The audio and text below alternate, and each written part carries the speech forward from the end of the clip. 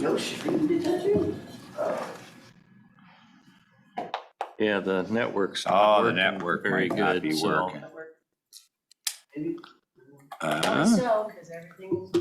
Hey, Locals only today. Yep, old school again. so we might be Ruby, fielding Ruby. some phone calls in our office for that. I don't know. Well, if we need to, it says on the agenda, it's open to the public. I mean, we're in here. Well, they should be able to hear us. Oh, so there are people on? Oh, yeah. Okay. Okay, we just can't. So they can hear us, just can't see anything. Well, maybe they can hear us. All right, being as it is 10:32, we are going to call the morning meeting to order. Let the record show 2 commissioners are present and that the executive session was 15 and then another 15. First up today is our Public Works Director, Gordy Kelson. Mr. Chairman, this is Jeff King. Just for your information, I can see and hear you. Oh, Interesting. well, we can't see you. At least not through our big TV. Okay. Thank you, Jeff. You're welcome. Keep playing with it. Good morning.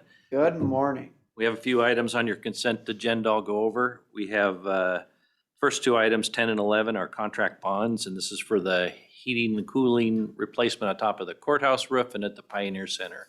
Contracts were signed last year, Yes. but the bonds followed on a delayed mode, but we haven't done any work, so until the equipment actually is ready to go, so nothing is amiss here.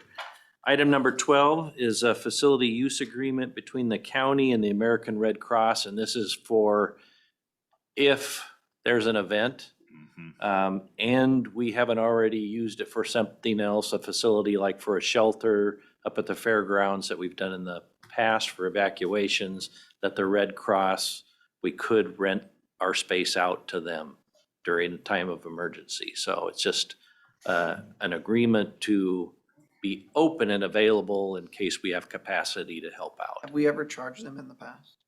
If anybody actually uses it, yes, we would. But we have not had anything open other than Monastery Fire when we had it as an evacuation location. So. Does DNR use it up there to camp out for their fire hotshots and stuff like that? Monastery. They have in the past, yeah. It just depends on the event and where it's located. Item number 13 is a contract bond, retainage bond with James Dean Construction for the Courtney Road project.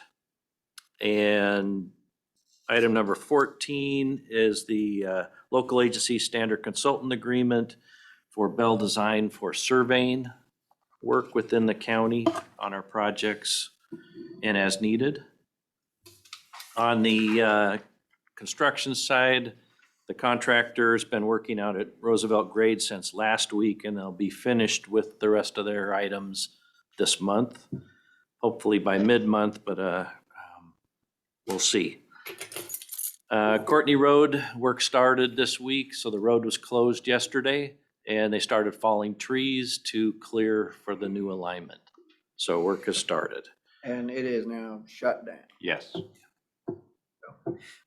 For number 13, how many of our contractors choose that type of the retainage bond over, because this is the different way, right? More and more. More, yeah, Okay. because it's taken longer and longer, up to 6 months for contractors and longer to get their retainage back. Yeah, the state is holding. Yeah. Okay. So it's very slow. So they're doing this to keep their dollars. All right. Yep. All right. Thank you. Uh-huh.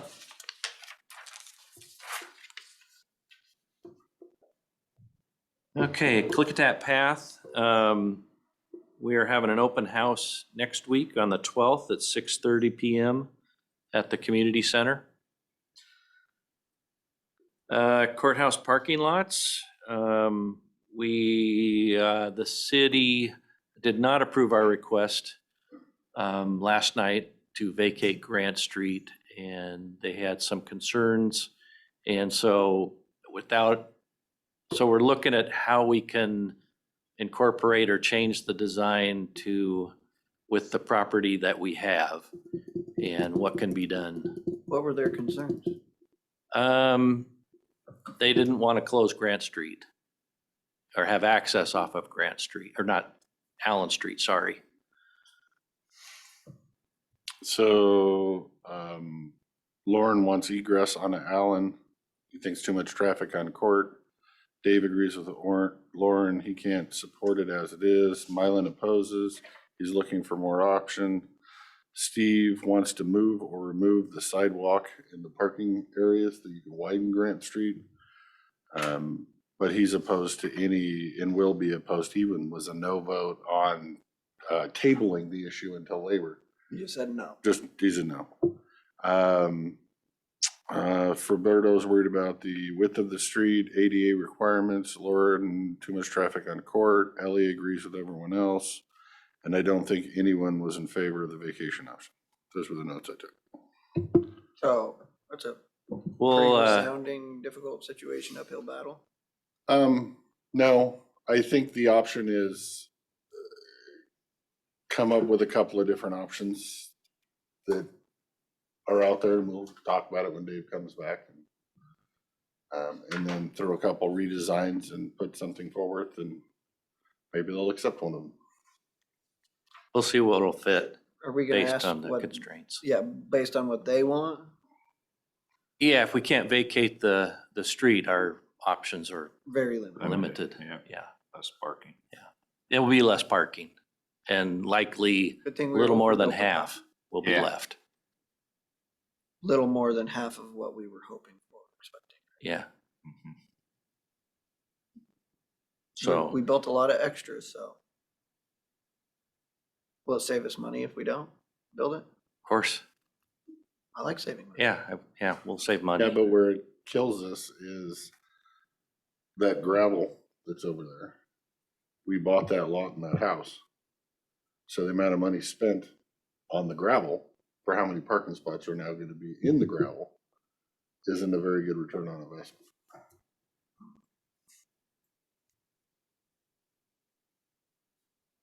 Okay. So, but we'll come over planning when Dave's back. All right, well, All right, we'll bring something back next Tuesday. Let's see. Maintenance side, so we finished filling the hole. That's good news this week. That's finally over, and the contractors sub will be back to finish their work. So the rest of the surfacing, the rest of the sidewalk and the pavement and the striping and all those things. So we'll get the rest of the courthouse parking lot finished hopefully before the end of May. And so that'll help out a lot, I think. how many parking lot spots is that? Is that 18 or something, 15? What's that? How many parking spots is that gonna add once we finish that? Well, it'll double what's there, so, another 20, 25. Oh, that many. Yeah, All right. yeah, so it'll be helpful. And it'll be nice to have that piece, the front of the courthouse complete Yes. again too, so. Let's see, then they're also still sweeping sand off the road and hauling rock on Park Place in Wishram, Mhm. and then grading. So it's great. We're grading while we have some moisture. And same thing on the west end, we're grading roads, and if the weather stays like this, we'll continue crack sealing. So crack sealing is started in preparation for chip sealing this summer. Stays like this, you mean blizzard, snowfall? No, Sunny and sunny and windy, dry, yeah, yeah. Okay, let's see, on the building, so we talked about the courthouse parking lot. The next bigger thing that happened over the weekend was the installers for the HVAC system came in and adjusted many of the units above the ceiling, and we were successful in quieting things down in some locations and not as much in others, so there's still work to do. And when they turn some of those down and it gets warm, are they gonna be able to keep up with the heat on these windows? Yeah, so that'll be when we've never gone through a summer with us in here, so we really don't have any experience. But I know if the sun will be higher, so they're not gonna be shining directly in those south facing windows. So, but yeah, that's, the goal is it should. And a lot of those thermostats for those offices on that southern side are near those walls and those warmer areas, so. Hopefully there's enough flow, and if not, we'll have to call them back out. Yeah. There should be enough airflow. The units will stay running. They just can't ramp up and change as fast. So they can't use me for an example, because I'm the guy with my window open on a day like today, so I'm a But yeah, little we had biased to another cold director weather. that had 86 degrees in there. Yeah, that's true. We had one in here, 86 degrees in there today. And you. Okay. Okay. Radio sites? We took delivery on the actual radios, so that is, so we have the equipment now. We just have to get the geotech, and yes, we figured out the battery thing, the other day. So we're doing what we proposed and continuing to move forward. We'll be doing the CUP and the SEPA. SEPA's done. We're just gonna get the CUP together, schedule a hearing.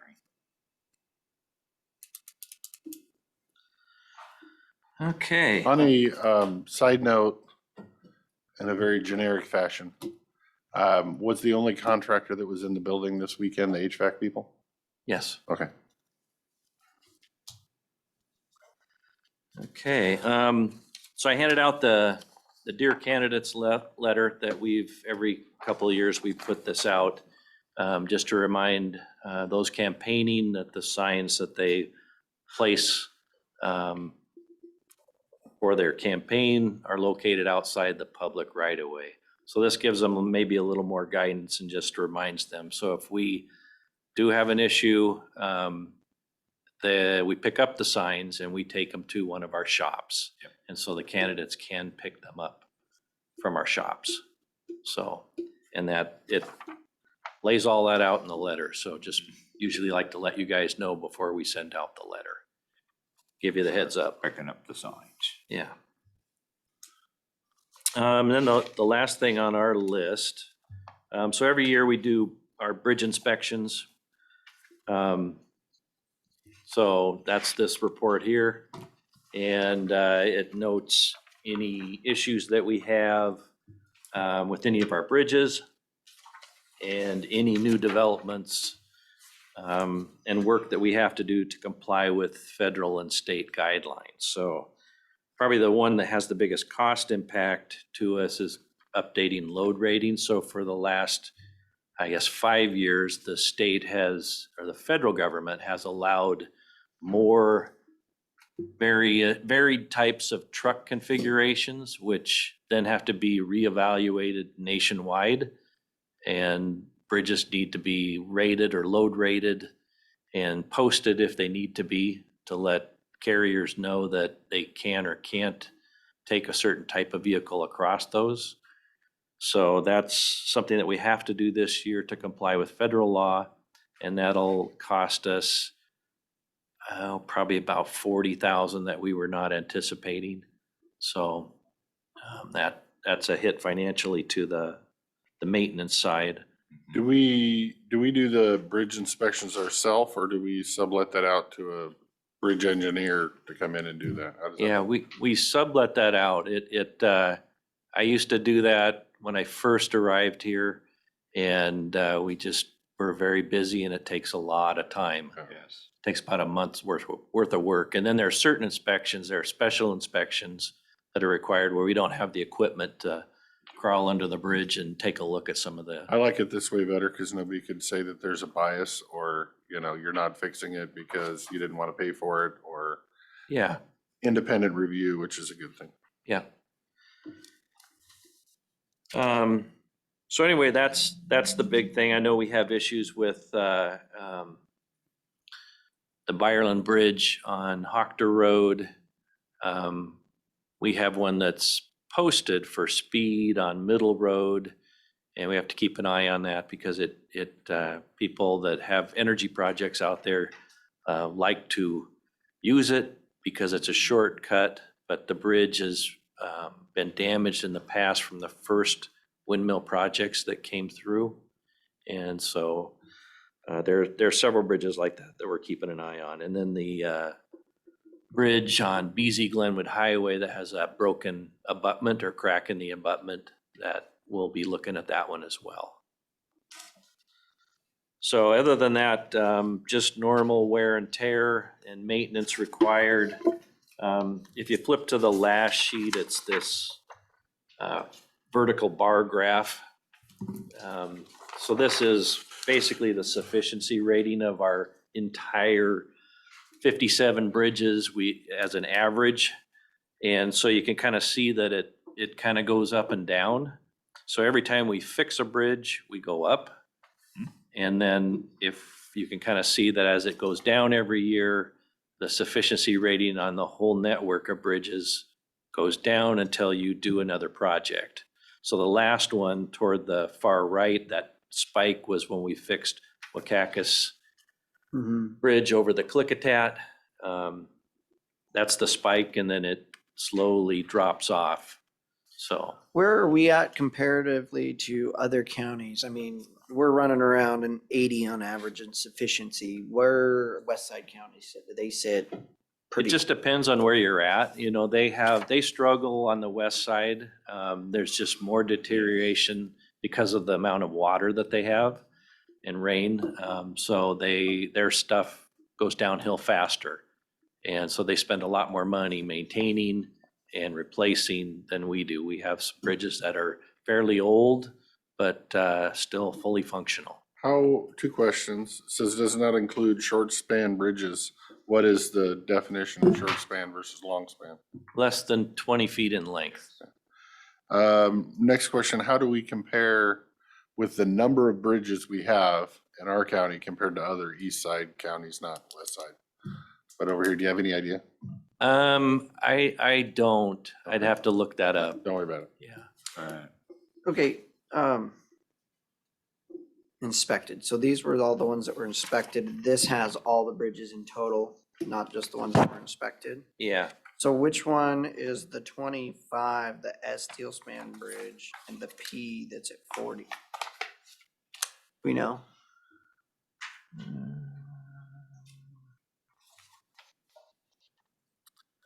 I don't know if that's the Roosevelt.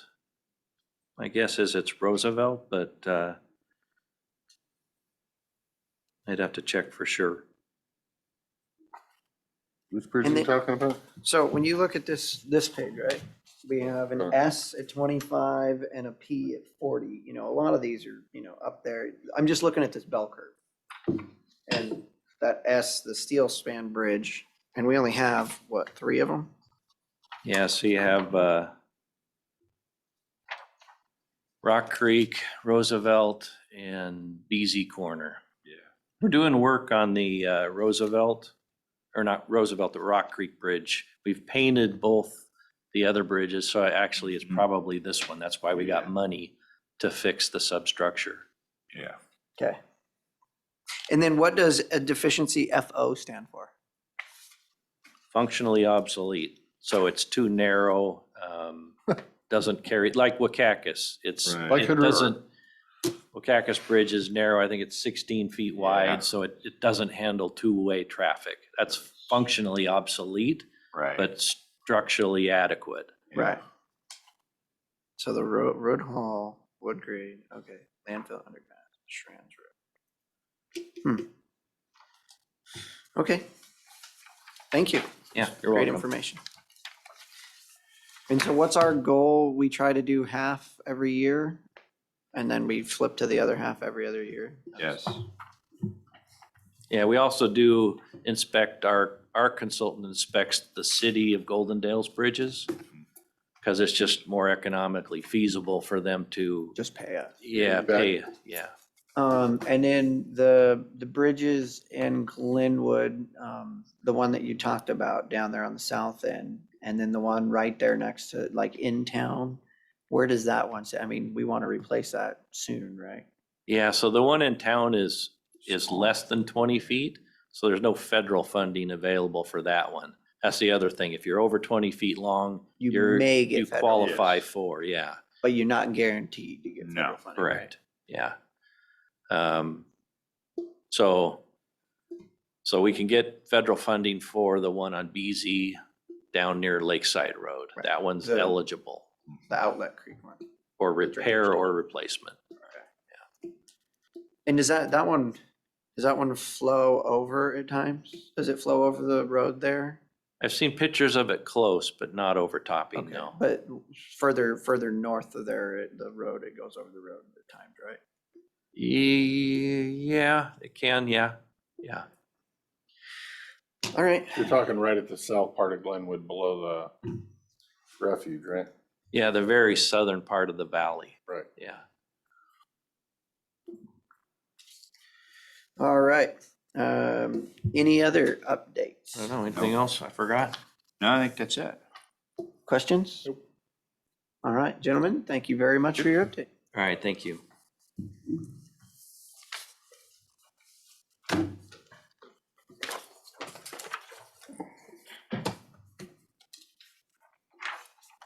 I can leave this here if anybody's interested in the, look at that. All yours? Trail. Oh, Usually we send yeah. one of those for you guys, but we didn't do that this time, so. Oh, thank you. Thank you. Oh, well, good morning. Happy birthday. Thank you, I think. Yeah. Well, it was a good birthday so far. I'm here. Yeah, You're you're not on 25 vacation. now or 26 or? 22. I ain't saying that out loud and in public. And it's real. It's real. Wait till you get over the 5-0 mark, sir. No, not a goal. It Whenever you're happens. ready, ma'am. All right. So as everybody knows, we're having printer issues. So, We're aware. yeah. She's reading from her phone. That's Yeah, I'm awesome. reading from the phone. My laptop hasn't been updated either, so, yeah. So we had our first litter crew event up in BZ Corners. It was a big hit. How many people were, I'm sorry, I should shut up and let you do your update. Go ahead. Quit interrupting. I'm Yeah. scolded myself. Actually, I think there was like 24 people all total. We did a total of like 8 miles for litter, and it was about 2 cubic yards, so 2 truckfuls, truckloads of garbage. It was a bigger success than we had expected for the first time through, but yeah, got a lot of garbage off the road. We had a litter getter event scheduled with the pool. However, that didn't materialize for the 4th.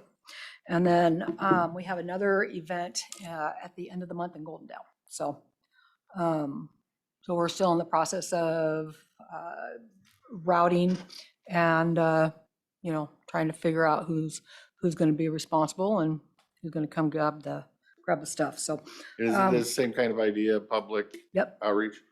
Yep, this is our public outreach. It's our litter getter event or program. So rather than adopt a highway, we have people that actually want to get out and help beautify their neighborhood or, get some of the litter off of the roads. So, Is the Goldendale event going to be inside city limits Yep. stuff? yeah. So, yeah, super excited. I first read it as litter glitter. Litter glitter, ooh, I actually kind of liked I it almost more. kind of like that. Yeah. And then we're starting on our Secure Your Load education and awareness. So June 6th is Unsecured Load Day, basically. So we are in partnership with Ecology right now to track data, get data, track data, and then find out where we're at after that. It turns out that the Department of Ecology was supposed to help with the conversation with law enforcement regarding the RCWs and WAC codes. However, that did not happen. So I'm still trying to figure out the line of communication on who's supposed to be responsible for that. Have you then ever calls it- checked with law enforcement to see data, how many citations a year they've written for unsecured loads, or if they've ever written that, or? For this area, no. There is data for the rest of Washington. I don't know how up to date it is, but in this area, it Doesn't happen? doesn't happen. So. Hmm. It has been a point of contention for the last couple of years, because they don't write those infractions. And I don't know, I'm seeing lots of bags of garbage on the Well, side of like the road. with your illegal dump, 100 pounds, were you able to track down a name or anything in there? Nope. Okay. And that's the other thing we do too. Like if we find bags of garbage on the side of the road, like we go through it to see if we can find a name. There was a time when we were actually writing citations for that, or at least sending the police out to have a conversation with them.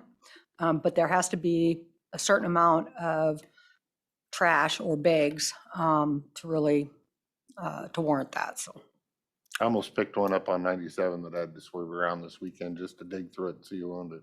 yeah, 'Cause, yeah, it was an accident waiting to happen. yeah, it's getting worse. Like it's been a lot worse over the last 6 months. So where are we at? Oh, and then of course I gave you guys the RCW code. That's the specific law regarding unsecured loads. It's not a literal law, it's an unsecured load law. Right. And then I currently do not have a litter crew supervisor. So I am requesting the opportunity to reduce that position either to 30 hours a week without benefits or 35 hours a week without benefits. So originally, Lori was doing this position 40 hours a week, and she was also doing outreach and education, and she was helping with the grant management, or at least getting trained over into grant management. And I continue to go with that particular model, but have been unsuccessful in finding the right candidate to be able to do those tasks within the grant. So I'm just requesting an opportunity to reduce it from its current form until such time that we find a unicorn. And you said 30 hours a week without benefits or 35 with? Without benefits. I Can don't. we I do just want- 35 without benefits? So right now it's 35 hours with benefits. So originally when I came on, it was 30 hours, but it was like this, just straight 30 hours. So there was 3 days that were spent out on the road, but that was all that they did. And yeah, it didn't really work out so good, at least on the administrative part of it, but Then on the 30 hours, how much of that is actually litter grant funded? How many hours does that pay, and how much of that 30 hours is actually out of your landfill fees? so if we go to 30 hours, it's covered by the grant, Okay. period. But it would be like a casual, it would be a casual position. So, like sometimes maybe there's only the ability to do 20 hours. Sometimes maybe there's ability to do 35, but the grant covers the entirety of that. And that's because if you don't have workers, they're not going to go Well, yeah, there's that too. as a casual, right? So, but by removing part of these hours, you're gonna not have that, because that person was also coordinating and doing education with schools and whatnot to some degree, or supposed to anyway. Yeah, to some degree. And The only thing that this changes up is the benefits part of it. And, yeah, and of course it'll take a little bit out of my, it would take some relief off my budget. So, Have you off talked the to Rob about administrative this? fees part, Hmm? off the administrative fees part.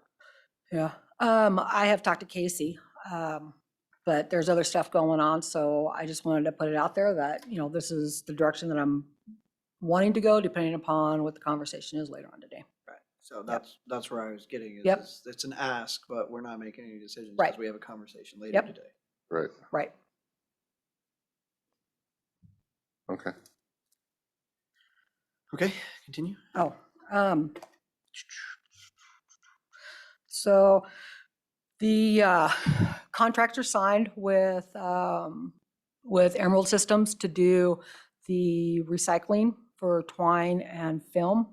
So we are still looking for a business here in Goldendale to sponsor that event. And I spoke to the feed store and she's willing to do it, but I got to get over there and get her to fill out all the documentation for that. And then I think we're going to be using Ace Hardware over in White Salmon for the west end of the county. Is this something that's gonna be on site forever, that we can just, anytime you go there, you can dump your twine in it, or is this, you have to go on a specific day? It'll be open all week. It's going to be a receptacle, like you can go and take your stuff, drop it off. But it's only Whenever. for a week? No, actually, we're going to be running this pilot program for a while. Okay. The hope is that because there's a market for that particular material, we'll be able to find an outside market that can take that out of the waste stream. They are tanglers, they are a problem for the MRFs. And, so in our contamination reduction plan, we have in there a need to reduce those. Right. And so this is an answer to that. Right, my question was timing, because, Yeah. 9 months out of the year, I can give you 2 pieces of twine a day, but this time of year I ain't giving you any, because Right. I ain't feeding, so. Yeah, we're not going to know until it's been going for a while. We're just not going to, this is a pilot program, so we'll find out whether there's, How big much- enough. How much is Need- Emerald Systems getting out of this? I think it's like 400 and something for like the entire thing, the pickup, the round trip. She'll only be picking up once a week to once every 2 weeks, depending upon what that need is. When we spoke about it, I was like, I don't know that I would require or need it to be any more than one time a week, because that would cut into whatever budget we have. Say, I'm assuming most people are gonna be like me, I got 2 garbage cans in the barn, one of them's for baling twine and one of them's for everything else. Yep. So when the bag gets full of baling twine, then I would drop it off there, but, Right. it's gonna take me 6 months to get the bag full. But we're not just taking twine, we're taking film, different types of film, Film. plastic film.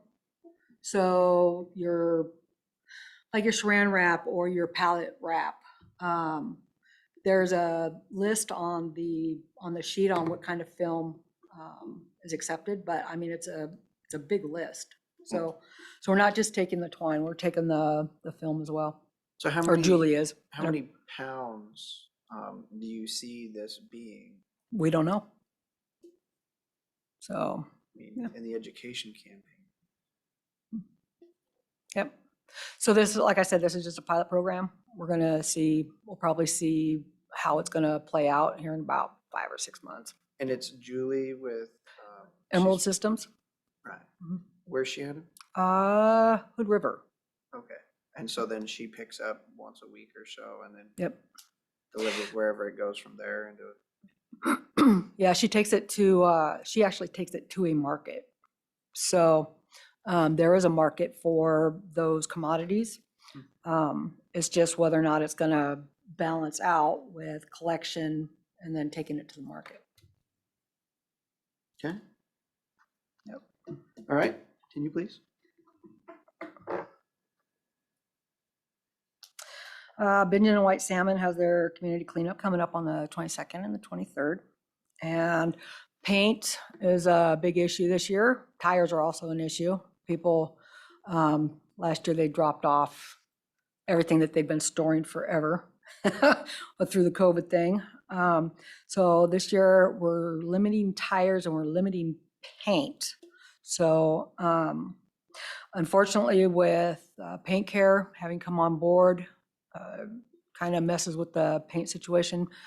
You have to have somebody that's trained to be able to pack it, sort it, pack it. So we're gonna have to take the paint from the community cleanup over to the transfer stations and let them pack it and sort it. I guess I don't understand limiting tires and paint. In my mind, if you only take half of somebody's tires and paint, they're gonna find a place for the other half. Well, we already know spring is here because tires are breeding on the side of the road. That's my point. So Yep. if we don't collect, their tires, we're just gonna have to collect them off the side of the road. Well, I mean, we're still collecting tires. They can take them to the transfer stations, 5 tires, up to 5 tires without rims, they can take to the transfer station. So it's not like we're telling them no. We're just hoping that they have less than, a big old pile.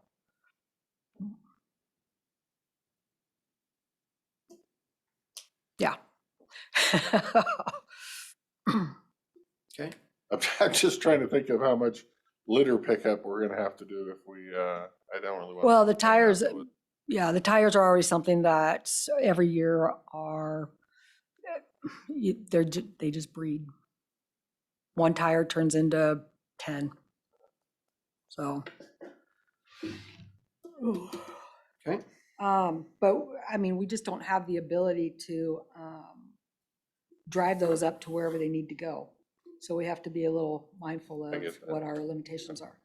So with a hauling unit down, roll-off trucks, are the community cleanups gonna be able to proceed, and is Republic agreed to make sure that they're gonna have stuff there? Yeah, so I haven't spoke to Kenny yet today. When I spoke to him on Friday, they had one roll-off running. They were still waiting on a part for the other roll-off, and then the other one was just waiting for like a radiator or something. So hopefully they'll have another roll-off running by the time the events start. But it is depending upon how that goes. As long as they don't have any other roll-offs that break down, they should be okay. I just can't guarantee it. But I am monitoring that pretty close. Okay. Lyle has their community cleanup in April on the 9th and 10th, and then Goldendale has their cleanup at the end of April on the 30th. And we're also doing the Home and Garden Show this year, so super excited about that. We haven't done that for a while. It's been so small previous to COVID. It was pretty small, so it just it didn't seem to really make much sense to spend resources doing that at that time. Who mans that booth? Michelle, myself, Joe. Litter crew person, if we have one. Yeah, we share the duties. Okay. And then lastly, so Greg Bringle up at the landfill is no longer with the company. He's moved on to greener pastures. His last day was Friday. Josh will be here 3 times a week, Tuesday, Wednesday, Thursday, until they are able to backfill that position. Starting this month, I will be spending 1 day a week up there at that office. So I'll be able to keep you guys updated in terms of, hiring when they're gonna get somebody up there. What that looks like, so. Yeah, it's not ideal. The market right now is extremely thin when it comes to people who are. Everything. Qualified They'll employees. want to work more than live. So it's kind of hard to find. Yep. But Okay. anyway, that's where I'm Okay. at. You planning on doing fair booth again this year? Yes. Okay, no. Any other 'cause, questions? For us later, when Dave's here, I want to bring back the possibility of doing a county fair booth that gets all of our departments to pitch in and help man community outreach, whatnot. Then we can hand out our tips for country living. Bingo, bango. Yeah. So Okay. remind me if I forget. All right. Anything else? Nope. Do you have any questions for us? Hmm. All right. Thank you. Yeah, you bet. Okay. Do you have anything else for the good of the order? I have a bunch No. of phone calls to make.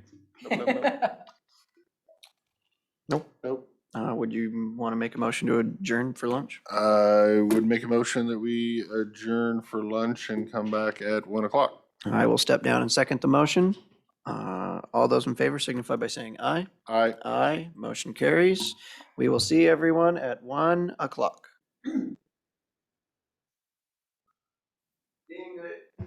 Being as at 1 o'clock, we are going to convene the regular business meeting of the Klickitat County Board of County Commissioners to order.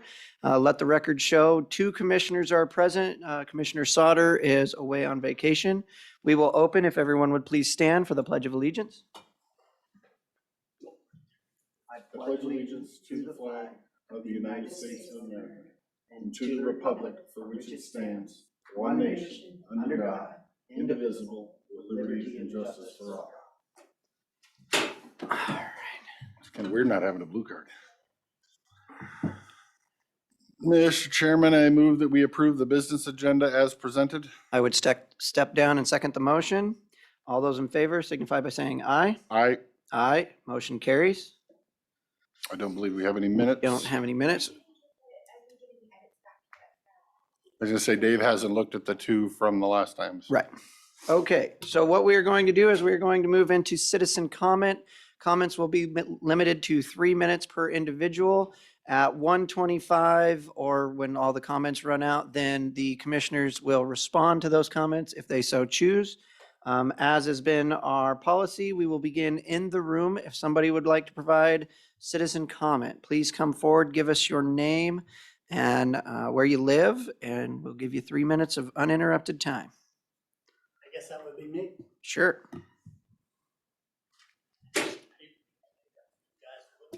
Okay.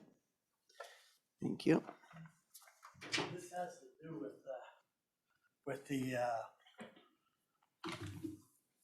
junk stuff in my neighbor's yard.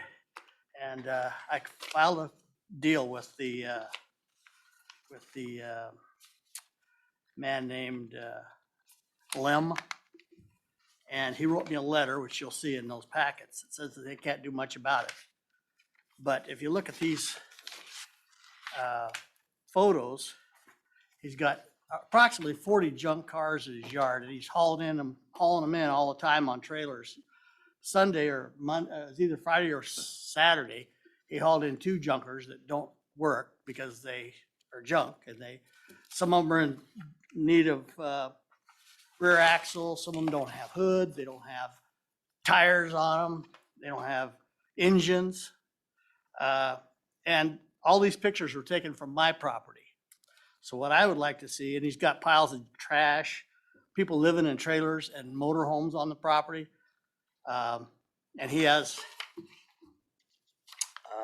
lots of stuff.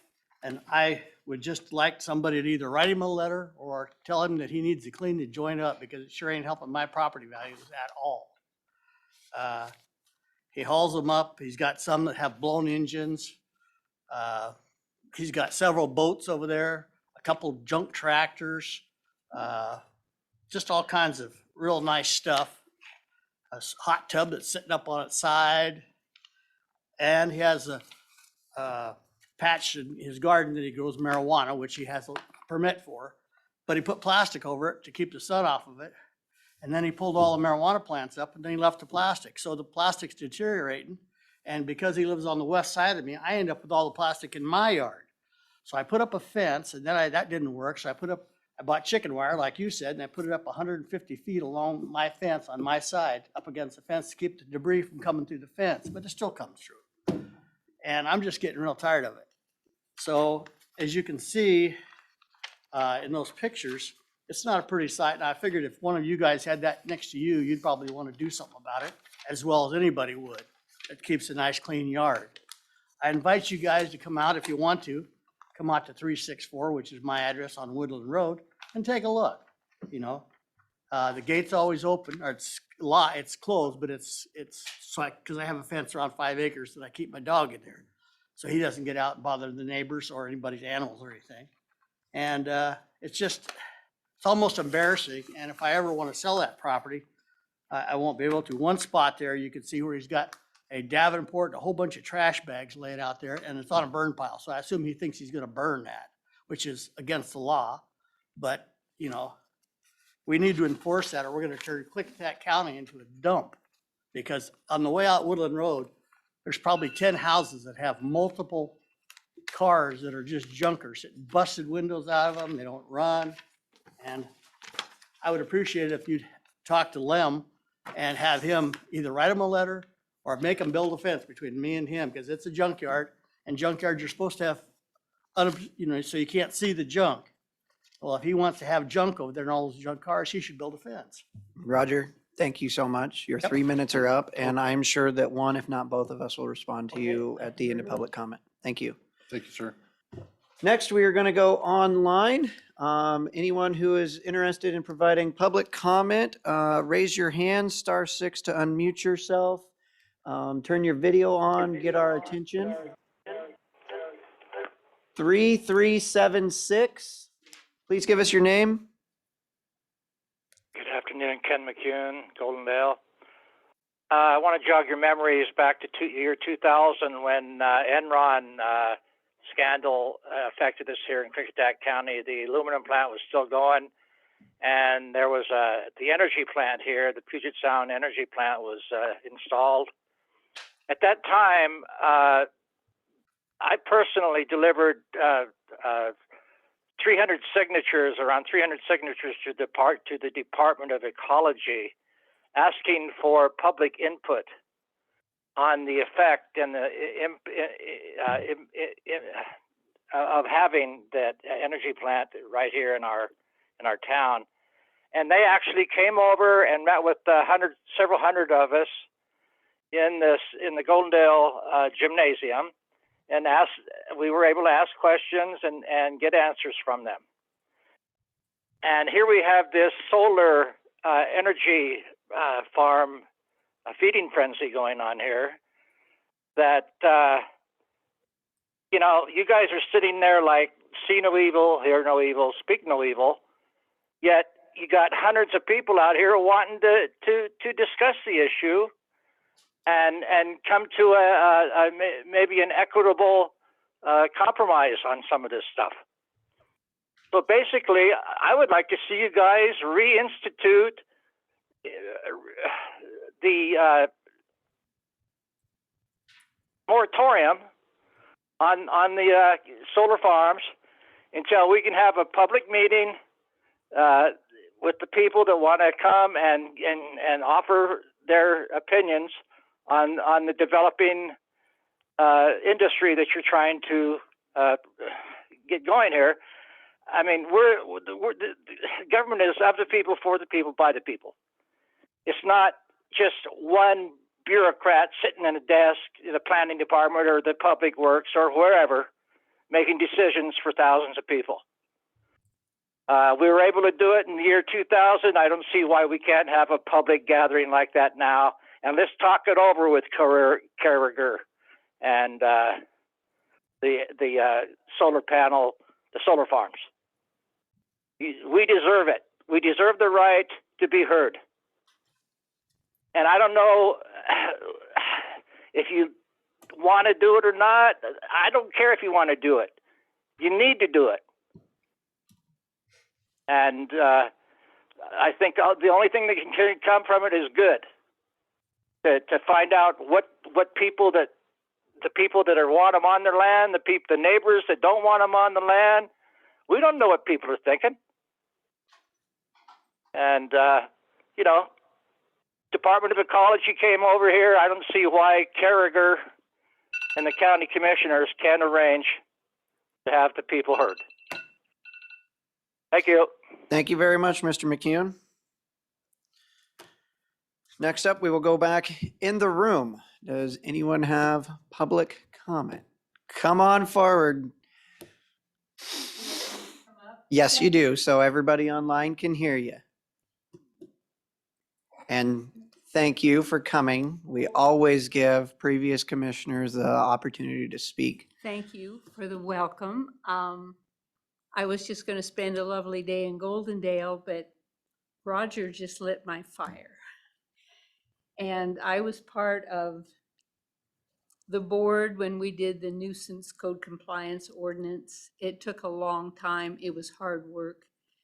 It was put together based on people's rights, but both the landowner and the offender have rights. It was done carefully by Skip Grimes, and it ended up being very defensible in court.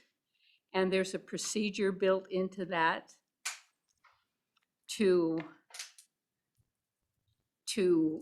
notify the offender, and to do everything possible to help them work through getting their problem cleaned up. There's also built into that ordinance ways of recouping the county's costs.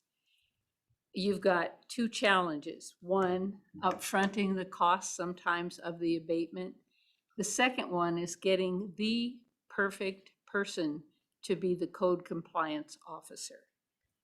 That's a real challenge. I guess I don't support seeing a deputy be the first interface to somebody that could be convinced to come into compliance peacefully.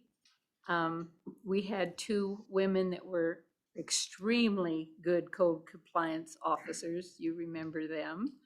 And when needed, the deputies were willing to escort them. It can still be done, but it's going to be hard. It's going to take money, and you're going to have to be interested in getting this county cleaned up. So with that, I wish you a lot of luck, but you gotta do it. Thank you. Thank you, Commissioner Fry. All right, we will go back online. If there is anyone who would like to provide public comment, *6, raise your hand, turn your video on, get our attention.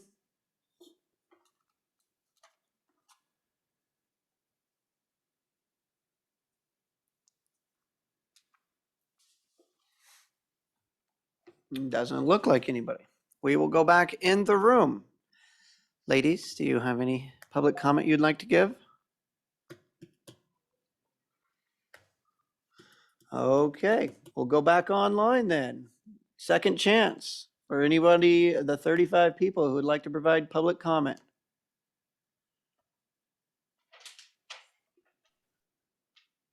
Sherry Bosque, I'm guessing.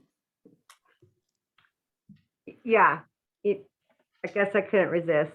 I'd like to talk about the under canvas conditional use permit that our west side has been fighting for, it feels like 2 years now, if not 2 years now. And, you know, recently I made a comment about how at the hearing, under canvas attorney and the county commission or the county assistant prosecuting attorney sat next to each other with a space in between, and then the appellant's attorney. Anyway, it felt like it was the county together with under canvas against the people. The appellants are your constituents. We are your people. We are the people who have elected you to serve us. So, you know, I want to touch on base with this again. You know, actually, it was the people fighting against our county. We weren't fighting against under canvas. We were fighting against the county's decision to approve an environmental checklist in a location that we feel was absolutely detrimental, should not have been there even on the SEPA alone, let alone approve a conditional use permit. So, you know, as we move forward into what I am calling the Goldendale solar invasion, you know, you're planning on using a conditional use permit. And we saw how this was pushed against the people. The people did rise up out here. We did use our own money to go against our county. And this is what you're pushing on the people now with solar. And you're using a conditional use permit that says solar does not belong there. And I'm asking our county commissioners to stop now, to look at what you're doing. You know, this is serious. This will take away farmland for decades to come. Clark County has warned, I have been told by Ecology, warned the east side counties, do not destroy your agricultural land. We need it to feed ourselves. And with that said, you are working with Avangard, Ivarola. They have lawsuits against them. They are not, they're foreign entities. You are working with companies who have started big issues, raised electricity rates in the east side of our country. I've warned you about them. I've sent you information on them. You need to look into who you're making contracts with and what you're doing to our county. I'm asking again to have a public town hall. Discuss it with Golden Dale. You've discussed Track D with Glenwood. You've discussed the mill with Klickitat. Discuss with your people of Golden Dale what the plans are and how this invasion will be started with Carriger with one conditional use permit. It will start, and it's not fair to do to your people. It was not fair to do to us with Under Canvas. We spoke up. We told you the dangers. Stop doing this to the people. Work with them. Thank you very much, Ms. Bosque. We will go back in the room. Is there anybody who would like to provide public comment? Seeing none, we will go back online. Is there anybody who would like to provide public comment? Star 6, to unmute your phone, turn your video on, raise your hand. 0088. Didn't even see it. Yeah, this is Delmer Eldred, Goldendale. And I'd like to know, you guys have created a mess for the people, for the future of this county because of your neglect to keep the moratoriums in place and put in some ordinances. But I just want to know what are the plans that you're going to do with the toxic trash that we're going to be looking at? I mean, the Department of Ecology has no idea where all this stuff is going to be by 2050 because there's no place to put it. You're going to have solar panels, you're going to have batteries. None can be recycled, it can't be buried, and it can't be burned. So what is your thinking? Are you guys going to put in decommissioned renewable sites in Klickitat County next on top of the industrial solar sites that are basically unreliable, unsubstantial, that don't produce enough electricity to amount to a whip?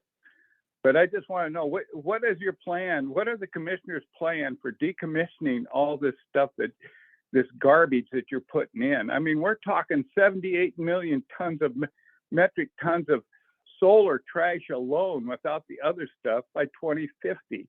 I mean, that would look like Mount St. Helens piled up. So I just want to know what the commissioners have planned, because they seem to be okay with all this stuff, that it's just going to be wonderful, but they don't care about the future of this county. Maybe they're not even going to be here, so they could give a damn less. And that's my comment. Thank you, Mr. Eldred. Okay, one more time in the room if anybody's changed their mind. I'm not seeing anyone. We will go back online if anybody. Tracy, thank you. Hello, commissioners. Good afternoon. And I'm Tracy from Lyle. And I just had a short comment on the Red Cross faculty or I can't talk. Using the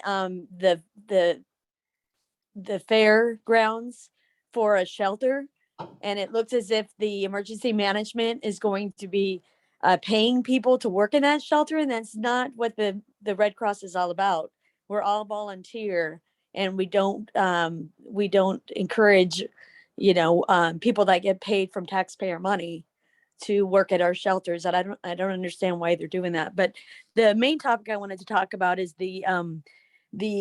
your professional service contract with Mr. Bell Design Company.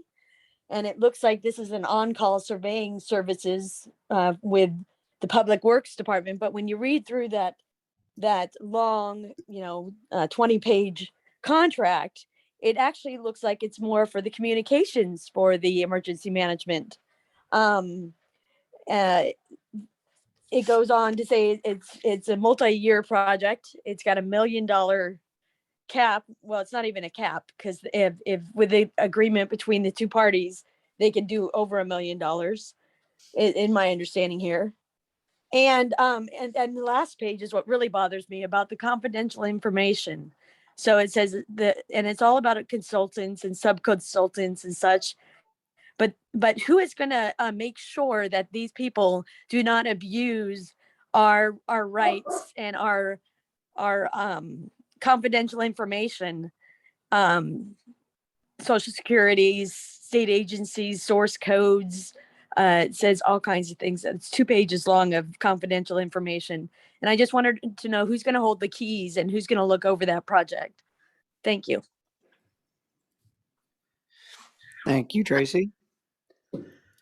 Okay, is there anyone else interested in providing public comment online? *6, unmute yourself, raise your hand, turn your video on.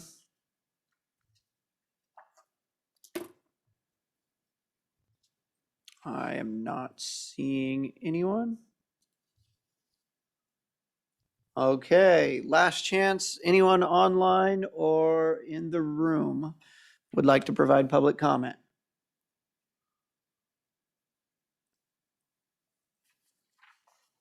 Okay. Commissioner Christopher, is there anyone you would like to respond to? I guess I'll start right there. My Just time's kidding. up, I'm sorry. You're not the only one.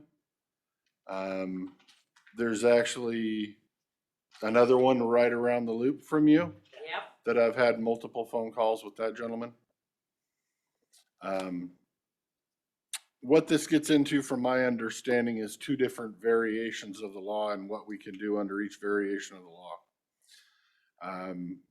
Phase 1 or step 1, or the easy one, is the people that have a few bags of trash that are easy to clean up. Yeah. That's no problem. We've worked on that code, filled that code. We have a great code compliance officer, Lem Pratt.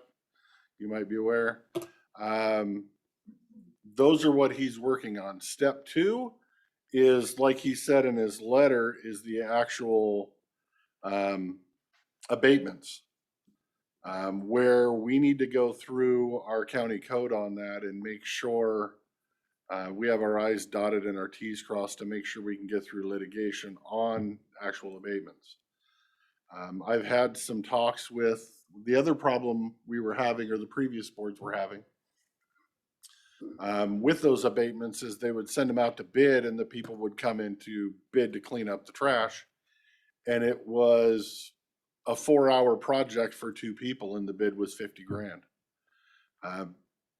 Apparently there was a project that was bid on that they didn't know had asbestos.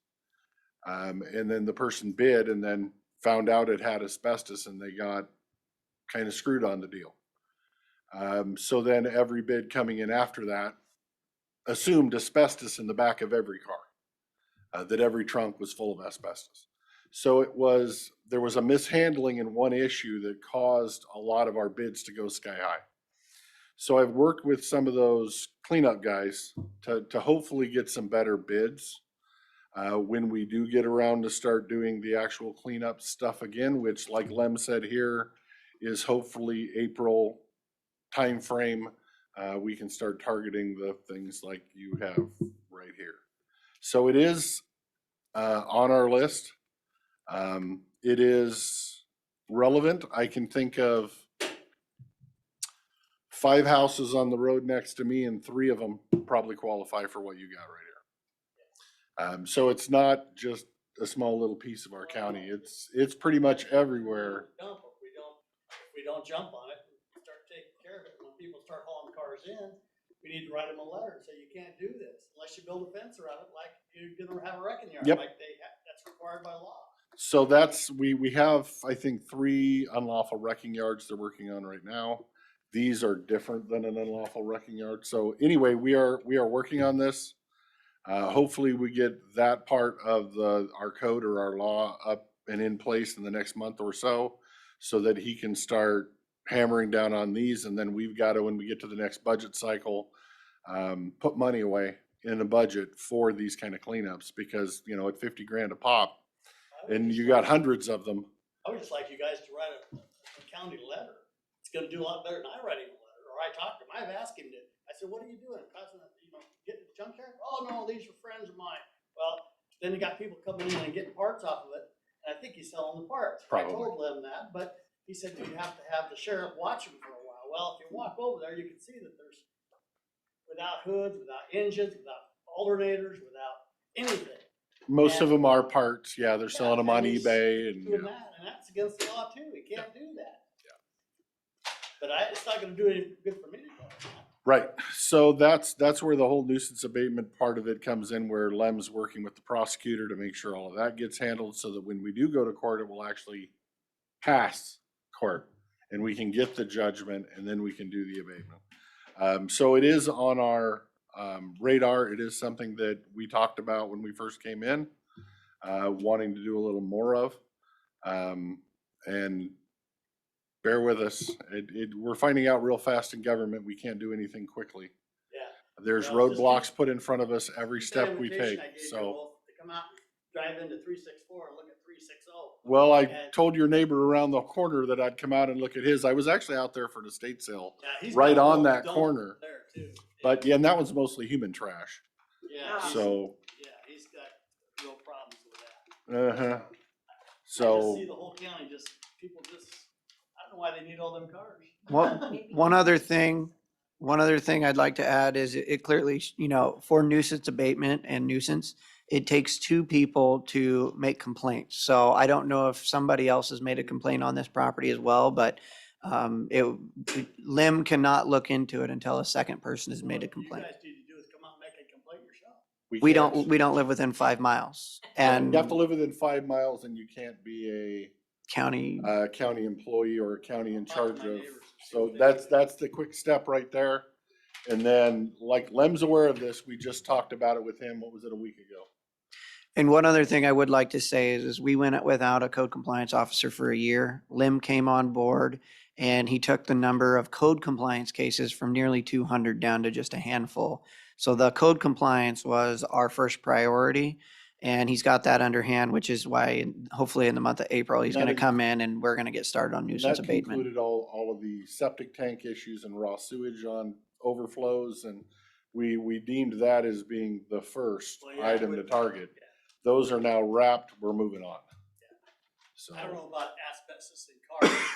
I worked in construction for years, and when we found asbestos, that was set aside, and we didn't take a bid on that. We had to have, and then we went to the other areas that didn't have asbestos and continued our contract with those people, but we set aside the ones that were real problems with asbestos. Not too many cars anymore have asbestos, but they stopped that in 1964 or something like that, so a lot of these cars are fairly new, so.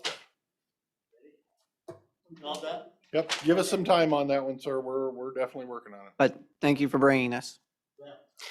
Okay, would you like to respond to anything else? I guess, well, I don't have much time. I guess I'd say I won't respond to under canvas because that's pending litigation. There's remarks in there that we're working with all these solar companies. I can't speak for anybody else, but I'm not working with any company. In order to change what is currently allowed in our zoning, including solar panels, we have to update our comprehensive plan. And for anybody that was listening a year ago, that was item number 1 on my list to do. Our comprehensive plan is 20 years old and needs updated, which is why we put a call out for a senior level long-range planner so that we can get some of these really old plans redone, and maybe we wouldn't have some of those things in it. I'll leave you the rest of the time, sir. I think you hit it pretty well on the head. I'm just looking. With regards to the surveying services with Bell Design, that's a regular contract that was put out for bid for 3 weeks, and most of that is all regular contract language. That Bell Design is a surveying and engineering firm. I don't know where Miss Tracy gets the information about communications. That's not something that they do that I've ever known them to do. With regard to the Red Cross, what we're doing is we're setting up the agreements in place now. So when there's an emergency like a monastery fire, the Red Cross can come and use the fairgrounds. And that we have our regular rental rates that end up getting charged for the use of the fairgrounds for these projects, which is something that we will discuss in the future. With that, it is now 1:30 and I'm going to close public comment. I would like to thank everyone in the room as well as everyone online for being here for your opportunity to have direct one-on-one with the Board of County Commissioners. With that, I'm going to find my blue card. We have been having technical issues throughout the county for the last day due to a server error. So I apologize if things don't go as smoothly as possible. Next up, we will move on to a bid opening for the designation of the official county newspaper for advertising all legal notices and delinquent tax list, as well as notices to be published by newspapers of general circulation in Klickitat County per RCW. One bid was received. And let the record show one bid was received. From the Goldendale Sentinel, 117 West Main.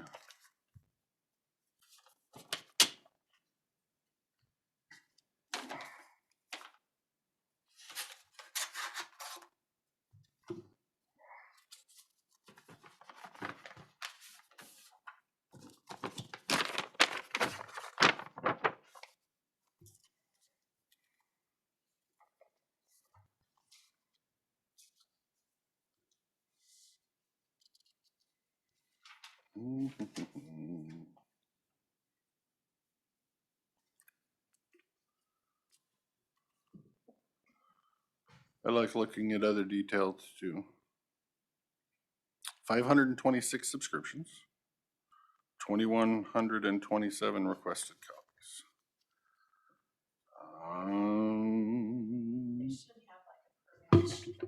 Yeah, they have a 7-inch of text at $7.50 a line is $52.50.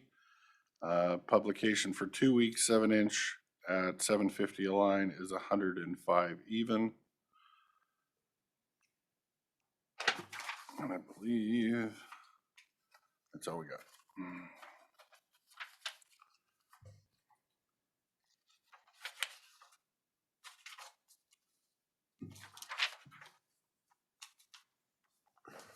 Would you like to make a motion? I was gonna let you read it first. Fine. Go ahead. So, Mr. Chairman, I would make a motion. Normally, I would say we send it back there for the clerk's review and recommendation to the Board of Commissioners. There's been a motion and now a second. I step down and second the motion to return this to the clerk of the board for their review and recommendation. All those in favor signify by saying aye. Aye. Aye. Motion carries. We are now moving on to miscellaneous reports. District Court Judges Rick Hansen, Jeff Baker, and Prosecutor David Cannell for the discussion concerning the management of the litter and work crew. And then after that, we will have a discussion concerning entering into negotiations with the Klickitat County municipalities to determine a more equitable method of charging for district court services. Come forward, gentlemen, please, so everyone online can hear you.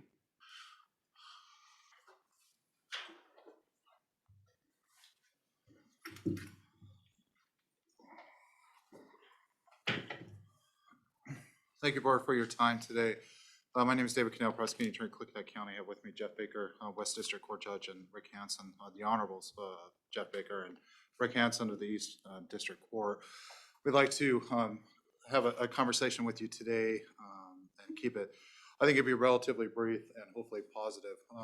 2019, the county moved from the juvenile department to the solid waste department. The oversight and administration of the litter crew and which also functions as a work crew. Due to various reasons, the judges and I, with the support of the probation department and juvenile department, are asking the board to reconsider that decision, and we're asking to transfer the oversight, administration, and vehicles of the litter crew and work crew to the probation department. Ms. Cook is the interim director of the probation department. She's present to affirm on their willingness and ability to do that. Tom Akins at the juvenile department has volunteered the able assistance of his staff, Debbie Stover, to help with any of the financial, to teach and instruct on any issues related to the financial implementation, the grant compliance, application of compliance, paperwork, and so forth. We believe it'll be hopefully a streamless a process that will be without issues. The key, I think, really is to return the control and oversight to the criminal justice system. Most of the folks are currently being sentenced to alternatives in lieu, or some folks that are eligible for alternative sentencing under the RCWs. That is an increasingly broad category of offenders that are sentenced, are entitled to a resumption of an alternative sentence to community service or work crew. It's definitely my strong belief, and I believe supported, and I don't want to speak for these two gentlemen as they're inching away, that I think they're fully supportive of the first course of the alternative sentence being the work crew, litter crew. That's the kind of the wearing the vest, the visible outside, the 8 hours on the one and done. Full day in jail was converted to 1 day community service to get that done. That frees up some resources. Also from probation and the courts from having to monitor ongoing violations and compliance issues, bringing people back for not completing in a timely manner and so forth.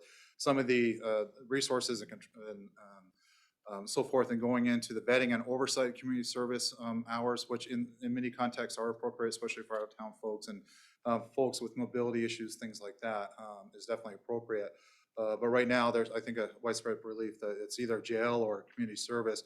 I'd like to return to a system where there's consistent and reliable availability for both juveniles and adults to perform their community service via work crew and litter crew, which would be a benefit, I think, to the courts for a more efficient and quick compliance with court orders. Be, I think, beneficial for the probation to have that immediate control and availability of the work crew to help the offender satisfy their court-ordered obligation. Will definitely help the community in a more visible presence and I think more litter collection and so forth if done correctly.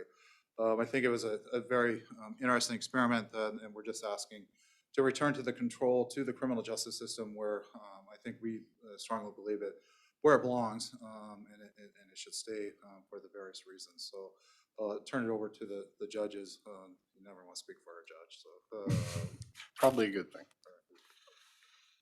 I guess I would say that what David has mentioned is 100% correct. We'd like to see that restored to the criminal justice system. We believe that, well, I strongly believe that it's a mechanism that we have that'll allow us to get some benefit from folks who may not have the ability to pay fees and fines, but have the ability, are able-bodied and able to work those off.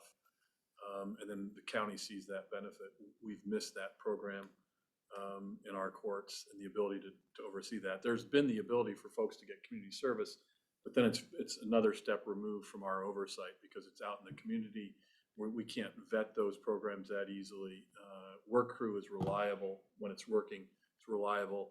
Pick people up at a certain location, get them out there, do that work, and get it done. It seems to be a way to get folks through the system without having to continue to babysit and monitor whether they're doing these other things. So we'd really like to see that restored so that we have the ability to use that mechanism in our courts.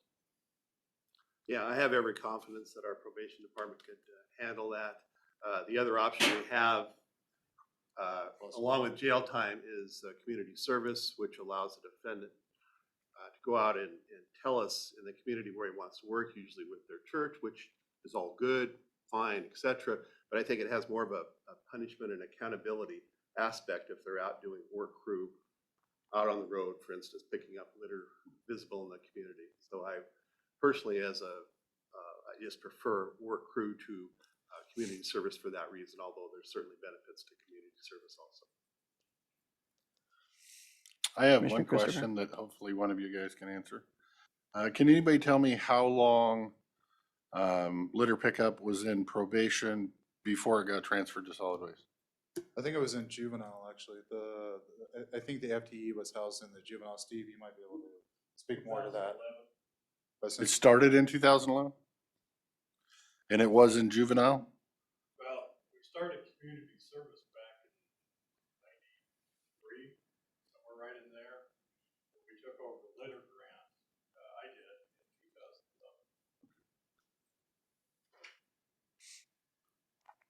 2011. And then when you originally started with the litter grant, you were in juvenile and then moved to adult, right?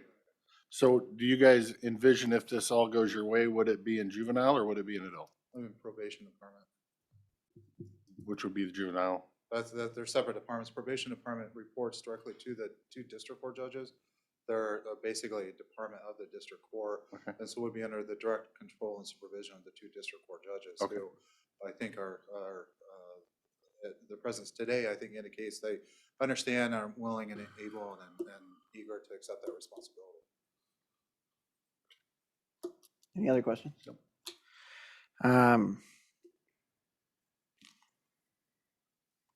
I firmly believe that the litter and work crew is a resource to this county. You don't have to drive down many roads before you see a whole lot of trash.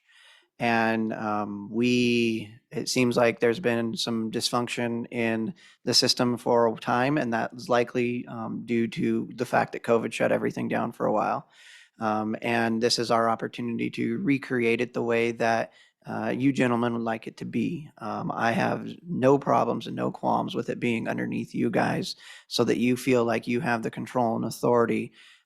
So for that direct link for the people who are doing the litter crew, who are doing the pickup, and if they're not doing it, it's going through probation, you're hearing about it, and then it gives you guys direct control and oversight. We, as far as I'm concerned, don't need anything to do with that. I would say though that, the grant for, through Department of Ecology does go through our solid waste department. And so there will still be that contact with that grant agency and those deliverables and how that goes. And that would just be the department head working with whoever's in charge of the litter crew, ensuring that all of the grant deliverables are followed to the way that they're required by the agreements. And I don't see you guys having any problem making sure that happens. And so with that, I'm absolutely in favor of moving it. Like, I wasn't here when it moved the first time, but I don't know why it did. That's a long story. I wasn't here either. I was sitting back there. So what you guys are asking for is the 30-hour-a-week employee with no benefits to be transferred to your office for management, knowing that you're still going to have to. That is not the request. It is currently a .875 FTE. But only 30 hours of that is under the grant. But it's a .875 FTE. That was contemplated to move the FTE position over. I believe you received a request today as a possible reorganization by another department to reduce it to 30 hours total with no benefits. That position's been hard enough to fill as it is. It's currently unfilled. There's been numerous personnel changes in the last few years. The request is to move the .875 to probation department. One other thing, 30 hours or 35 hours, either way, those are benefited positions as I'm seeing from my HR director in the back. Well, it's just a matter of the funding, because only if 30 hours of it is actually funded by the litter pickup crew or the litter pickup grant, and the rest of it is being funded by our landfill administration fees. I don't know that I can transfer the landfill administration fees over there. So that's a whole nother question. Well, the landfill fees supplement many different departments and funds. They supplement the victim witness. No, fund, they that, supplement, well, other funds. That I think is a question for the accountants to move the beans to the appropriate counter. But the possibility for grant reimbursement up to the 30 hours exists. That is dependent on whether resources, other conditions. I don't think there's ever been a situation where the full grant allowable amount was obtained in reimbursement because of the personnel staffing issues, weather issues, things like that. So that position has been used in the past and to be contemplated at least hopefully a few hours a month to help with additional tasks and administrative duties. so if this is a 0.8 FTE, how many hours do you picture them actually working on litter crew? 0.875, as much as possible.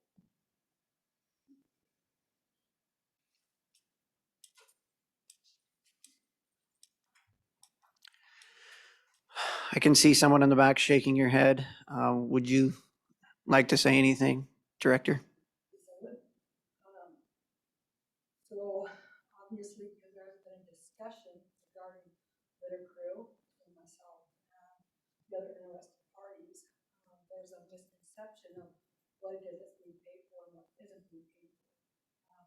I currently am paying for the additional part of that litter crew position through my admin fees, which I budgeted for. And the litter crew is also something that, not the litter crew, but the actual work crew is also something else that I pay for out of my admin fees. The grant does not pay for that. Currently, the only thing that that grant is going to pay for is 30 to 35 hours. That's it, a week for litter crew activities. It's not going to pay for benefits. I can tell you right now that what we have between now and the end of the grant, I mean, once that money is gone, it's gone. So we currently have, yeah. Thank you.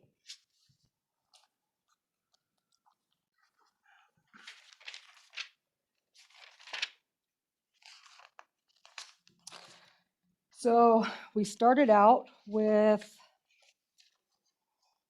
$58,000 approximately for litter crew pickup for this biennium, which is 2021 to 23. And then 14,500 of that was for outreach and education and litter prevention. Third quarter, after which we have approximately $39,000 left, with $10,000 left for outreach and education. That means if you're looking at 30 hours a week at $17 an hour, you're looking at about $30,000 needed for the entire grant cycle. That's not counting maintenance and everything else. But once that money is gone, that money's gone, period. So we can only work it up to the amount of money that we have. And with 10% admin, that's about $2,800 plus fuel, which is probably about $300 right now. So you have all of those other extra added expenditures that you have to bank on or look at in order to make sure that you don't overspend on the grant or you underspend on the grant. Previously, this was not a benefited position. I turned it into a benefited position to try to get somebody good into that position, which I had until she had a heart attack. So since then, I took it from a 40-hour and put it down to a 35-hour with benefits. So previously, Steve Crow did this job at 30 hours a week, give or take. His benefits came from a different department. So, I think that this is definitely a discussion worth having because I don't need the headache. And, but I think that we need to sit down and actually look at what the grant pays for before we go moving stuff around. Steve, I don't know if he actually managed the grant, but I know that we have been administering that grant for quite some time. Thank you for the information. I think this rolls into our next conversation and our next discussion because many of the people that you are putting out on litter crew and work crew are also coming from the municipalities, correct, as well? And likely will in the future, whether they're juveniles or adults. And I think that rolls into our next conversation. I think what we really have to, thank you. Maybe turn it off. Is it on the bottom? Okay. I think what it comes down to is that if you judges would like this program to be successful so that we can clean up the litter along the roads in this county into the future, and that you guys are going to push the people who come through your courts through this program, it comes up to us to ensure that we get it funded. I see this as, one of the primary duties of county government personally, is the health, safety, and welfare. And what you guys do is one of those primary functions of county government. Whether it's 30 hours per week or 35 hours per week, that's going to depend on how many people you are pushing into the program. And when it comes to the funding, we have the funds that are available to pay for some of it, as we can see, but it's not likely all of it when it comes to benefits and everything else. And we're going to have to figure that out. But that's where it was previously. That's where I personally would like to see it. And I think we can find a way to ensure that it's housed where it probably needs to belong. Commissioner Christopher? I don't disagree. I'm just one of those people that are thorough and likes to put all the numbers on a piece of paper so you know everything that you should be getting with this. Including the still having to work with solid waste. If they're the ones that are actually administering the grant, you might have to report your hours to them so that they can report the hours on the grant. But I also see no reason why not to give you what you want. Yeah, I don't see a problem with it other than the need to sit down and the need for us to direct our staff to work with you to make it as successful as you want it to be. So. Yeah, I mean, I would say from here, I would direct staff to come up with the agreement to move it back over, along with the vehicles and all the headaches that go along with that. And that would be my Right. recommendation. And I would recommend to staff to not worry about the administrative fees. Those will probably end up staying in your department, and we will probably have to subsidize what's over the 30 hours with basic landfill funds, not administrative fees. We'll have to do that on a county level here. And then you can use the administrative fees somewhere else in your budget, which would then reduce the landfill fees that we can tuck over there. So yeah, I would say work together and make it happen. And if you need one of us to sit in and be an intermediary in that discussion to make it happen between your staff and our staff, I'm sure you would find a willing participant to sit in and help you make sure it gets done. Thank you. Thank you for being willing to take on more work. Yeah. Well, that's the quick one. We still got another one to go with them too. All right, shall we move on? Yes. I have one more comment to make before continuing forward. This is going to require an actual conversation, just because of all of the legalities and stuff that go with it. There's also the matter of making amendments and grant management, also the correspondence with the Department of Ecology. I would assume that would be the conversation between staffs. Okay, so I didn't know if there's like, if this is an ongoing conversation, or if this is, now that you've made your decision, this is what we're doing. Well, until we make a motion to have it done with all three of us present, I mean, we're moving in this direction and we're directing staff to move in this direction. But Commissioner Sauter did authorize me to relay to the board his full support for the transition. He has no objection whatsoever to the transition to the probation department. Great. Good to know. Okay, shall we move on? Sure. All right. And it looks like we have Jan Brending from the city of White Salmon. I let the mayors, all three mayors, know that we were having this discussion. And You want to announce to everybody what the discussion is? yeah, I'll announce it again, I guess. This is the discussion concerning entering into negotiations with Klickitat County municipalities to determine a more equitable method of charging for district court services.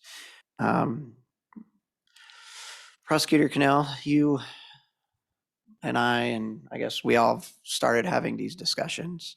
Were you able to get Jen the numbers that you talked about that you were able to pull? I spoke with Jen. She said she was on vacation this week, so she'll get the numbers when it's. Okay. And just for the, I the judges might be caught off guard. Now, I had not been advised, I'm sure if they had, that this was actually some sort of negotiation to occur with the cities right here now. That was. No. I let them know that we were having a discussion just so that if they wanted to listen, not saying we're having a negotiation right now. Absolutely not. No. This is just the discussion of where we've been and where we want to go. And you've done some looking into the research and the history, correct, on with clerk of the board, Ms. Snell, on what the cities used to pay for these services, and they were far more than they currently are, correct? There were contracts in place in the 90s with, for example, Goldendale in 1994, paying approximately $21,000 a year. At that time, the FTE, the calculation was based on the percentage of criminal filings attributed to 35% for the city of Goldendale that was applied to the digital salary, including benefits at that time. There is a county code on, these are things what we've talked about a couple times in open sessions. There's a county code that we currently have that the cities are responsible for paying. The code mentions for the maintenance of the criminal justice system, a proportional share of the judicial salary. At some point, approximately 12 to 15 years ago, rather than the percentage of criminal filings and that percentage being applied to the judicial salary, it changed from the number of criminal filings from the entire caseload, which includes infractions, criminal cases, civil cases, protection orders, in the district courts, which substantially reduced the percentage attributable to the cities. That number has been used for quite a few years now. It's unclear as to when exactly that transition occurred and why, given that it substantially reduced that proportion and the corresponding amount paid by the cities. We currently don't have any, appears, we don't have any agreements in place with the city. So we are providing this service, I guess, on good faith that they'll pay with no indemnification or interlocal agreements not currently in place. So probation services aren't included, they're not paid for. There is no, from our records indicate, there has not been an agreement in place for a substantial period of time. And in fact, our county codes don't even allow for a municipal department for the gold mill. So we do for Benjamin White Salmon, we're specifically authorized under the county code to have a municipal department within the district court, but we have no corresponding like provision for gold mill. It's not ideal for this conversation to be occurring in this context, but that's where we are right now. So to me, that's why you gentlemen are here.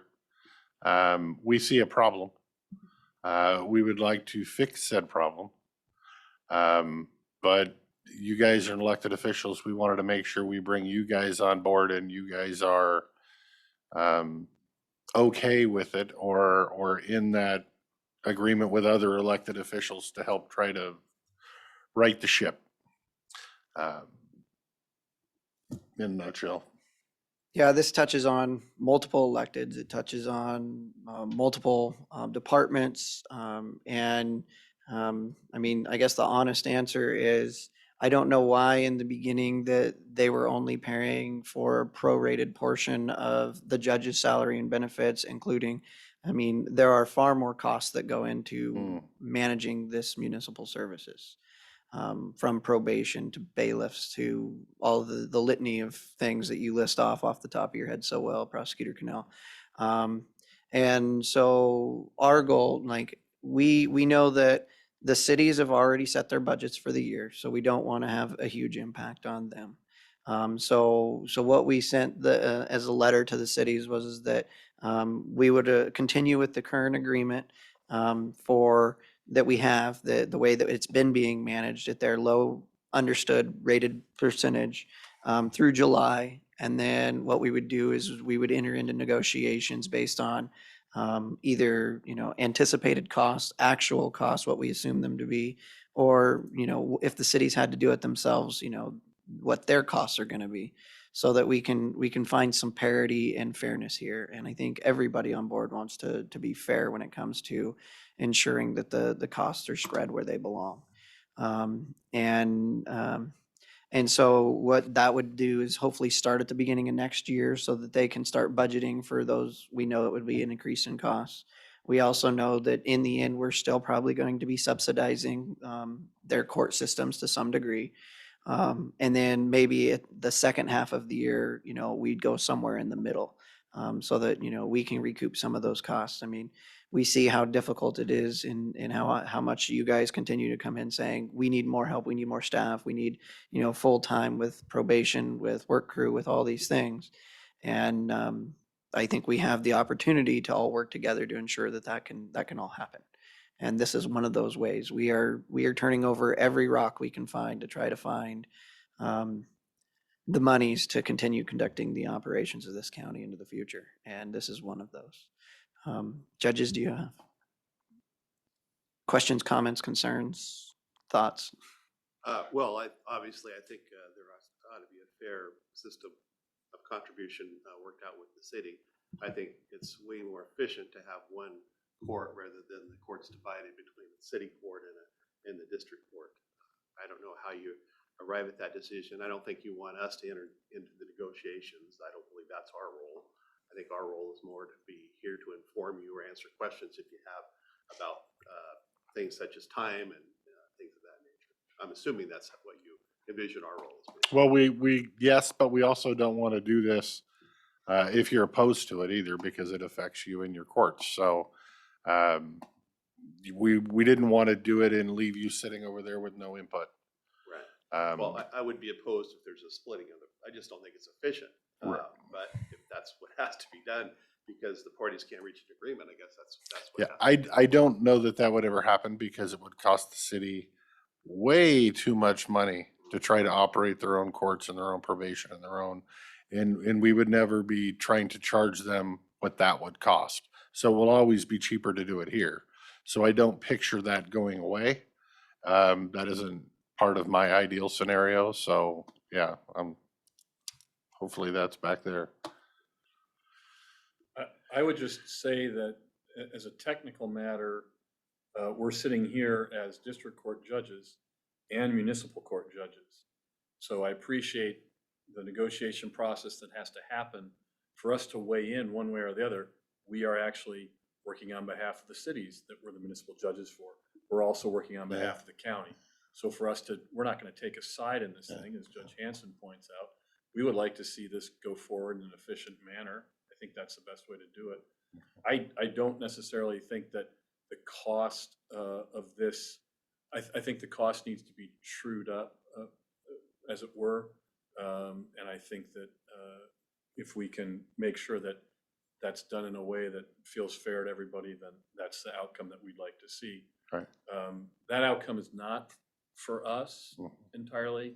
It's for the staff. It's for the citizens. It's for the law enforcement. It's for everybody engaged in the criminal justice system. Again, I don't think we can give you an opinion about those things because we're actually beholden to two masters in some respects here as we work for the cities as well as the county. So, but I think as Judge Hanson says, and I agree 110%, we want this to be done in a way that makes sure that we move forward as seamlessly as we possibly can. Okay. So. Perfect. Yeah, we just wanted to make sure everybody was on the same page as we move forward, and that I've talked with all the mayors and everybody's so, and I know Mayor Keithler would like to move forward into negotiations much sooner rather than later so that they can start budgeting for next year as we're starting this process. Right, and I what we both didn't say that I think we want to say right off, we should have said right off the top is we appreciate the opportunity to answer those questions. We're not here to advocate for one side or the other, but to draw us in. We appreciate that, and any information we can provide, we'd be glad to provide that. I think we have, and David has as well, statistics and numbers and so forth that we can provide to everybody to let them know what it is we're doing in East and West District Court on a daily basis. Perfect. Okay. Yeah. No, we just didn't want to go about it without your knowledge or permission. So yeah, no, that's why you're here. Thank you. Okay. Anything else on this, Prosecutor Cannell? All right, gentlemen, thank you so much for taking the time and coming up here. And thank you for everything that you do for the citizens of Klickitat County. Thank you. Appreciate Thanks, your guys. time. Have a great day.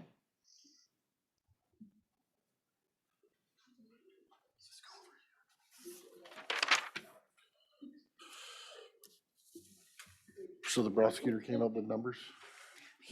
So we started asking the courts about numbers and they sent us some 500 pages of all the stuff.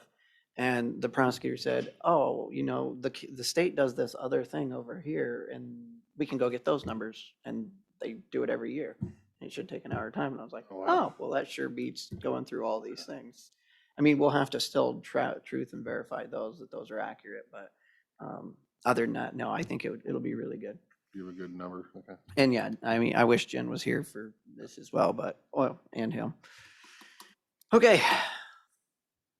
Next up. Yeah.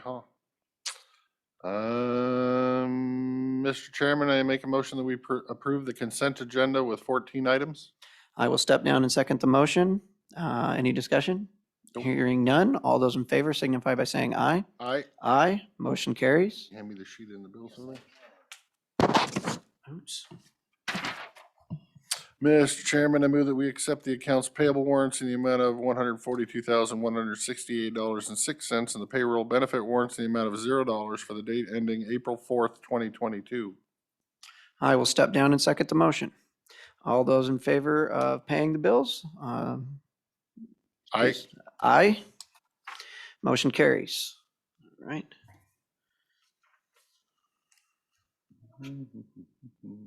We will move on to HR and Administrative Services Director, Rob Van Cleve. Missed one, emergency management, Jeff King. Mine it's X'd out. Oh, mine isn't. That's because I'm on the blue card. Oh, I'm on the email. I'm on the agenda from, yeah. The actual agenda. Yeah. All right. Update on the review of the insurance provider services.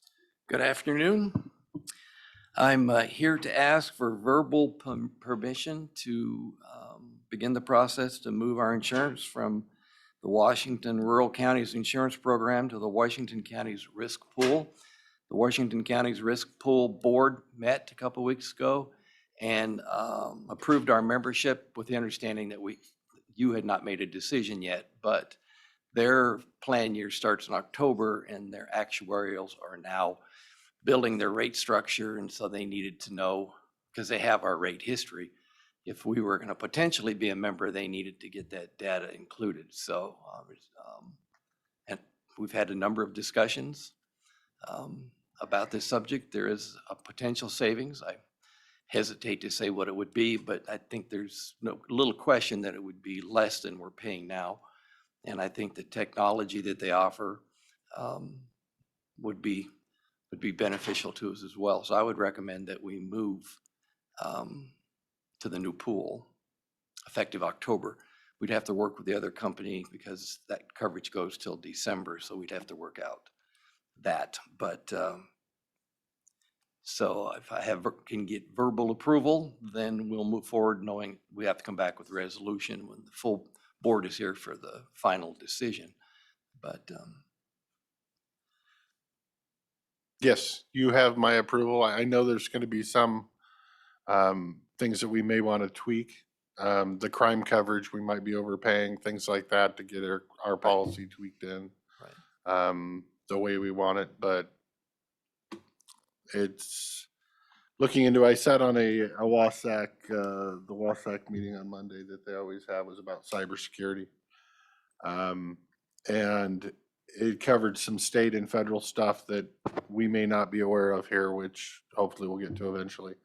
But it also covered the training that insurer has that ours does not, which is again, just one more reason that I really think we got to take the jump even over the savings of dollars. I think it's going to provide us a better service.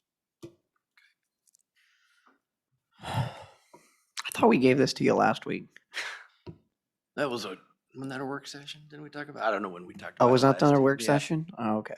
Yeah, we can make a. Okay. Well, and we had to wait for them to determine To whether they were agree going to allow to. us into the pool. So, I think it's just time. And I told them that my original plan was to bring this to the next work session to get direction from you, but because of the plan year and the actuarials, that would have made it challenging for them. And so I said I would bring it forward to you today to see if I could give verbal approval. sorry, are they gonna give us another estimate using the deductibles that we want versus the deductibles that they quoted us on? Or is that just, are we just gonna say, we want this coverage, we want these deductibles, go for it? I did confirm with them that they did give it to us at the lower deductibles. Okay. I think I sent I that back thought to you in so. an email. As we go through this, there'll be an application we'll have to fill out, and we'll have to set all of these different Parameters. different levels. So yeah, we'll have to go through that. I suspect it's a pretty comprehensive process we'll have to go through to identify all of those. How long have you searched to see how long we've had this current insurer? Did we ever have the other one before that, or does anybody know? Oh, Lee's Mr. got a Cannell, hand up. Yes, we had the other one. I can't remember the exact year, but it switched from the one we're considering now to the one we have. Yeah, I believe it's been over 10 years. Yeah. I don't know if so. Get that data for you. Okay. No, I don't need it. I just. So it's not a matter of us I don't want to make you work jumping and do back anything. and forth between the pools. We've been in this pool quite a while, and I was looking at the map before I came in here. So all of the contiguous counties are in the pool we would be moving into.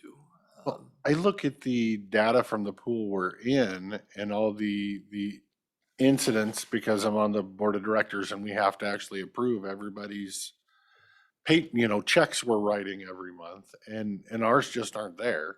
But other counties are pretty constant, whether they're hitting a deer or they have a cyber attack or whatever. And I'm just absolutely astonished that our rates are as high as they are. We do have a couple of big claim types. But yeah, I don't know how the cost got to where it is today. Well, I think anytime, Commissioner, you're in a pool, whether it be a pool of 20-plus counties or a smaller pool, as the pool goes, so do all the members in the pool, good years and bad years. So, and I wouldn't sit here and tell you that the pool we would like to go into won't have their own increases. There's much larger counties. In this new pool, we would not be the largest county. And so, but I just think on the technology they use and the level of customer service they have and the real potential that it's going to be less expensive would justify me asking you to allow us to move. Yeah. Well, I give you verbal as well. I know he serves on the other board, and if he thinks we need to go, then I support his idea as well. I have that meeting on Thursday, so I don't love the thought of advising them that we're going, because I could pretty much tell you that the other counties are gonna get their premiums jacked up because we left. But there's just so much there, from the training to law enforcement training to behavioral health type trainings that other pool provides that ours doesn't. I mean, in the times we live, the cyber coverage itself could pay for itself. Okay. Yep. Thank you very much, sir. Appreciate it. Okay, pending issues. Carmen, do you have something for us? You just hanging out? Yeah, well, I thought Jeff was gonna be here, so. Oh, sorry. Canceled and I didn't know. It's okay. He didn't know either, so that's okay. I did enjoy the discussion about probation and. All right, thank you. As long as one of us enjoyed it, you're fine. When I was asking her. We should have moved it into the jail. That'd work. No, Let her pick up. we actually, we had a conversation. We found where to put the new dog shelter. We're gonna put it in the jail. Yeah. And all the open. All the open cells that you're not using, they'll just house all the dogs. And Well, the rate DOC's bringing them in today, I'm not gonna have any open cells. Oh, really? You can share a pet, and you can teach them how to be, humane with animals and all that good stuff. I do have to say, I am in agreement with the litter patrol going back to probation. I do support that. Okay. Thank you for your. 100%. That's the best news you got all day, the DOC coming in. That's cha-ching, right? Yeah. How many did they bring in? This morning so far I've had 3 and they said we'd grab a steady stream. So. Okay. $300. I told them I had room at the end, so. $300. Woohoo! All right, board pending. Do you have anything, sir? I know I did, but I don't know that I do. Let me look. First, I guess I'll go by a calendar. We already told you about,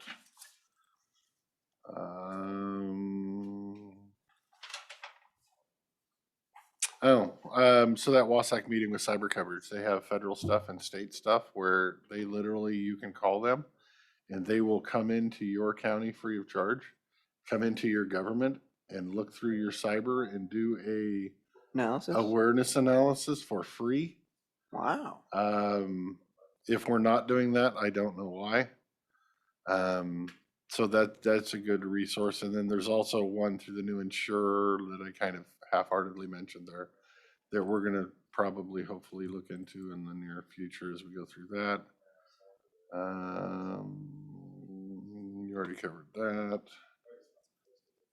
I don't know that I necessarily have anything. Insurance meeting tomorrow, and then I have observatory on Thursday, but yeah. Observatory. Are you on a There, committee? I like a grand opening at the observatory that I was asked to go attend. Oh, neat. I went to Larry Barker's retirement on Thursday, had a good turnout, really good food. And we used the Google Meets downstairs and with the everything, and it worked really well.